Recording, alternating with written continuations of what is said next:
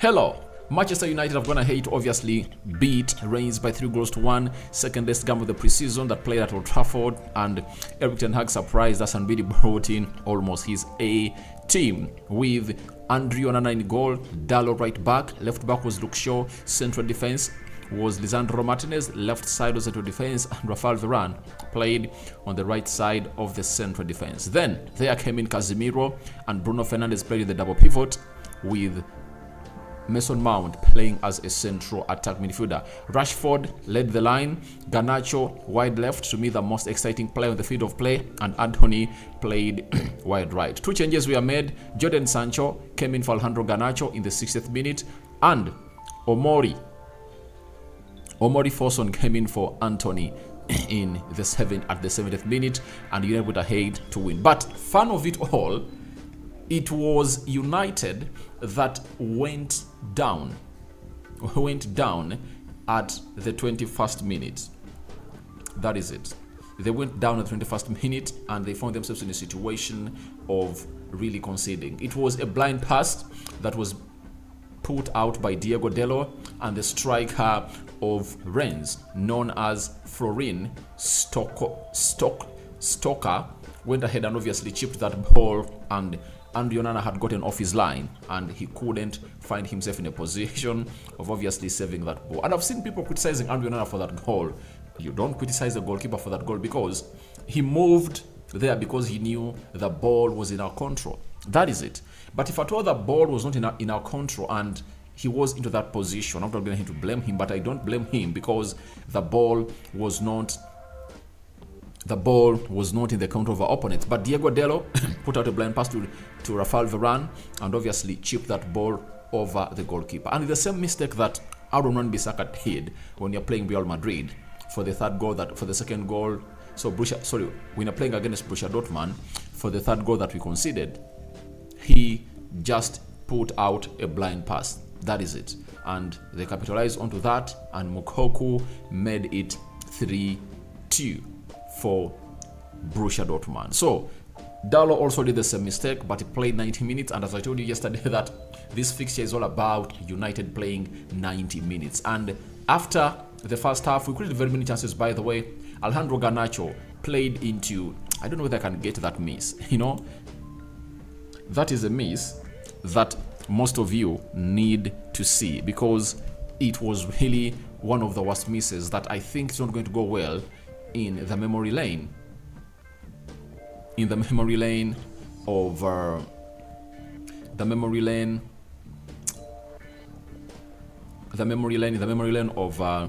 Mason Mount. And this is the miss, guys. Thank God.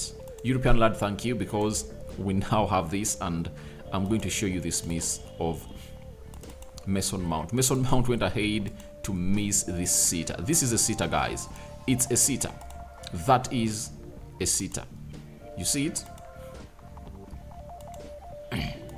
He missed out onto it like that. Garnacho was released by Bruno Fernandes, and he ran into yards of space. He beat the goalkeeper and made a cutback, and Mason Mount couldn't bury that ball into the back of the net. And Garnacho made another cutback. I think it made Rashford and couldn't finish. Then he flew into space and obviously had another chance and hit it all over the bar. That is Alejandro Garnacho for you. So we had some good chances, and we found ourselves in a situation of not obviously burying them to where they should be buried into the mix. So that is it, coming in from Alejandro Garnacho and Mason Mount. And I know today we are going to see very many memes coming in through, and obviously going on social media, attacking or slating that miss of Mason Mount. If I told you about Mason Mount, that's a miss you wouldn't like to obviously not put to bed or make it count. But before the game, Rasmus Højlund came out, stood in front of the 75,000 capacity stadium, and showed up his shirt, and he was confirmed as a signing for Manchester United, and that is Rasmus Højlund on the field of play. Supports Man United. He said in January that if any chance showed up for him to play for Man United, he wouldn't turn that down. And I'm going to bring you what he said, and no sooner had United gone ahead to sign him. But later, United found themselves in a situation of capitalizing onto this after we went ahead to obviously concede a goal. But even there was another Mason Mount chance. This is it. Again, it was Alejandro Garnacho who really played him in, and Mason Mount hit it very well, but it deflected off the defender of Rennes and it went into a corner kick. That is it. So after that, we went ahead to concede a goal, and this is the goal that we conceded. This is the goal that we conceded, and I've seen people blame Andre Onana, and I see no reason as to why they've gone ahead to blame the lad, because this is what any goalkeeper would have gone ahead to do. Because look, Diego Dello, he was here, does a blunt pass to Rafael Varane, and look at the shooter. He just went ahead, just some foots from the halfway. He went ahead and obviously looped Andre Onana into the back of the net, and Andre Onana couldn't save his day, and his first game at Old Trafford just ended at half time in a misery, and he never liked it, but I think went ahead to get the best response as a club of Manchester United. And Garnacho had another effort coming in through, but we never scored. Then Antony, his shot was blocked. Then Marcus Rashford came out through and obviously leveled the game in the 48th minute, and the assist was coming in from Antony. Then Antony in the 53rd minute, an assist coming in from Alejandro Garnacho, and then Casemiro went ahead to obviously see a header from Marcus Rashford deflect off his head, and he made it 3-1. But I like the energy we used in the second half. The first half was less of this tiki-taka kind of football that you would love United to be playing, but we are playing counter-attacking football, meaning that we are hitting them on the break most of the time and looking for that ball over the top to release Marcus Rashford. But the second half, when you look at all the goals we scored, there was a build-up play and intricate passes, those line-breaking passes in the half spaces that led to United obviously getting it to the lead. And I really like the game of football, but one thing we just need to pray for is that Sofiane Amrabat should come to Manchester United, because I've seen Mason Mount, but I'm not yet convinced that is that player that is going to come out and obviously do what we call Bruno has been doing to us. Because as things stand, it looks like Ten Hag is going to have to make up his mind that Mason Mount has to start. That is it, because he's a £60 million player. And Bruno has been dropped deep to play in the double pivot with Casemiro. But to my own understanding, it's something bad. That's why we want Sofiane Amrabat, because when you're playing a team like Man City away at Etihad, you cannot go like that. When you're playing Arsenal, you cannot go like that with Bruno and Casemiro in that midfield. I think Sofiane Amrabat will do a better job with Casemiro in the double pivot. Then Bruno either plays as a central attacking midfielder or a right winger, and then you bring in Mason Mount to play as a central attacking midfielder. And I think Mason Mount is better as a right winger than Bruno Fernandes, because I've seen him do that for England, I've seen him do it for Chelsea, and he looked really great. But we miss a lot of Bruno Fernandes was being played as a right winger. But even him playing deep, it helps us a lot, because sometimes you see him really releasing these players from far, and you saw his passes that he really did in the first half, and they are really so much great. But we saw some good changes when Sancho came in through. Eric Ten Hag switched Mason Mount onto the left attacking side of the midfield, and Sancho started to play as a central attacking midfielder. So Sancho is really going to be a very pivotal player in the season of Man United. Though some people are not obviously giving him his flowers, but I think he's going to be a very important player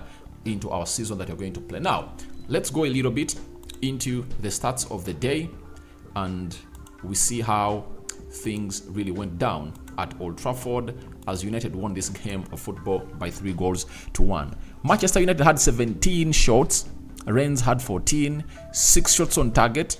That is really less. Would have gone ahead to have like 10 on target, meaning that our composure was really lacking in front of goal. But all that comes to us not having a center forward. But Rasmus Højlund is in. Then 7 shots on target by Rennes. 63% ball possession by United, 37 ball possession by Rennes. First half we had 71% possession, and we never made it count. But in the second half, we made our possession count. 559 passes completed by Man United, and then Rennes has 324 passes completed. 86% passing accuracy by Manchester United, 80% passing accuracy by Rennes. 14 fouls by Man United, 10 fouls by Rennes. 0 yellow cards to both sides, 0 red cards to both sides, 0 offsides to Manchester United, 3 to Rennes, 2 corners to Manchester United, and 4 corners to Rennes. And that's how the game of football really went down at Old Trafford, and we won it. But again, we ended up our season with us being poor performers in the first half, and especially when we are playing towards the straightforward end, we play better. But opposite of the straightforward end, we don't really put up a game to the opponents. And Marcus Rashford also went ahead and obviously scored into the straightforward end. So I really believe that we need to work a lot onto our creativity. As I've told you, that when Martial comes back and Rasmus Højlund starts kicking the ball, you will know that things are really going on they want them to be, and that will call in for creativity from Mason Mount, Garnacho, Antony, or Marcus Rashford. Whoever will be leading the line will be demanded what we call consistency in creating chances, because we want to see chances being created for our number 9s. So, but Garnacho impressed me a lot. That is it. Then Antony a little bit, a goal and an assist, but I believe Garnacho really had a better game. Casemiro was another one, but Lisandro Martinez was a Rolls Royce into that central defense. And Andre Onana dedicated play and obviously controlled the game. And I think they have not yet settled into this team. That is it. But I really understand that with time, we will reach there. And I think Sofiane Amrabat might be the missing piece into that jigsaw of Manchester United. The importance of Sofiane Amrabat is that he can even come in through and obviously play in the CDM area, and Casemiro can be played as a centre-back for Manchester United, like you saw Erik ten Hag do it when you are playing, I think we are playing Burnley into, was it Burnley into the Carabao Cup, and Man City, the FA Cup final, when he switched Casemiro into the central defense, and we brought in Scott McTominay free to play into the double pivot. So guys, your thoughts on to Man United 3, Rennes 1 are welcome into the comment section below. And David remains my name. I cover you all in the precious blood of Jesus Christ. May the living true God bless you abundantly. I sign out for now. See you later, and I cover you all in the precious blood of Jesus Christ. My Muslim viewers and subscribers, Barak Lau Fikum. And we are going to return with the player ratings, and I'm preparing that Rasmus Højlund video that he has been unveiled as a Man United player, and the shirt number is not yet revealed to us yet, but I know it's soon going to be revealed to us. So thank you for being part of this video. We've come in late, but obviously never say never. Not so. Rokan David is my name. I'm out. See you later, my mates.